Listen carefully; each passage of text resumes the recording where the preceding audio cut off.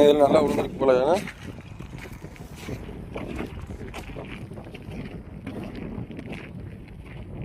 தண்ணி கழிச்சிருக்கீங்களோ? தண்ணி கழிச்சிங்களோ?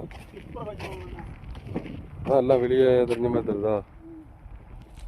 இது எத்தனை டன் இருக்கும்? 7-8 வந்துருமா? வந்துடும்ண்ணா. அந்த சைடு இதே மாதிரி அது இதோட கொஞ்சம் அந்த சைடு நல்லா கிடக்காண்ணா.